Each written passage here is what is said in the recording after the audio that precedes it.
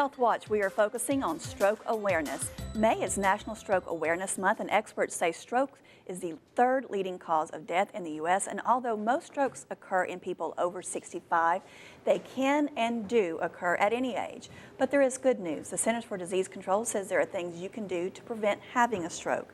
And joining us now are two local health experts, Cheryl Arnold, Director at DCH Regional Medical Center's Rehabilitation Services, and Karen Gear, RN at Northport Medical Center Emergency Department. In just a moment, we'll have some important information about how you can get more help. So grab a pencil and paper and join us for this now. We are so happy that you're with us today. We have a lot of important information we want our viewers to know about. First of all, if you would tell us some of the symptoms that are some of the risk factors that can lead to having a stroke.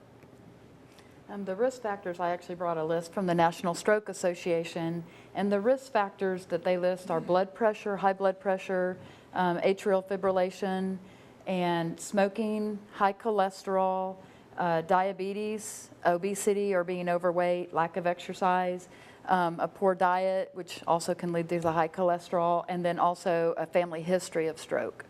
Now, I know you work in the ER department, so you see people at the first, I should say, the first line of defense when people come in. Yes, ma'am. Tell us some of the things that you witness and that people may not realize when they are going through a stroke and they just come in and something's wrong. A lot of times it's very subtle. It may be that they just can't get clear thoughts together. Not so much that they're confused, but they have a little delay, and so they may miss that. Sometimes it is just generalized weakness. It may not be that full loss of function on one side. So sometimes they do, miss it. It's not as, drastic of an effect. So sometimes that's what we'll see. I know when we were talking about on the American Stroke Association, the acronym that they're trying to push for the public is FAST. And it's ACT fast, so we're trying to save, your brain. So, some of the things to look for F for fast is if you do have any kind of facial drooping.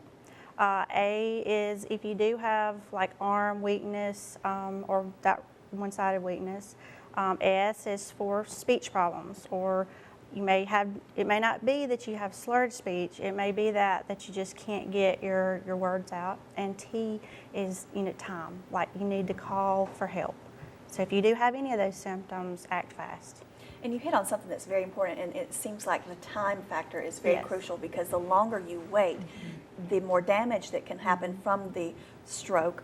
This is what I have read and health experts have said. And then it's longer to get over that. Is that true? That's correct. In some of the training that we've attended, the way that they'll express it is that time is brain. So it's kind of like a heart attack, or the public awareness is kind of where heart care and heart attack awareness was about 20 years ago, where the urgency to get to the hospital is the most important thing. So basically what happens with the stroke is the circulation is affected in the brain, and so you're without blood and therefore oxygen, and so every minute that goes by there's tissue damage. So the time is the most important thing. All right, well, we thank you both so much for being with us today and bringing all this great information for our viewers. Now here's your chance to get some more information and some more help. Contact DCH Regional Medical Center at 205-759-7111 or call the National Stroke Association at 1-800-STROKE.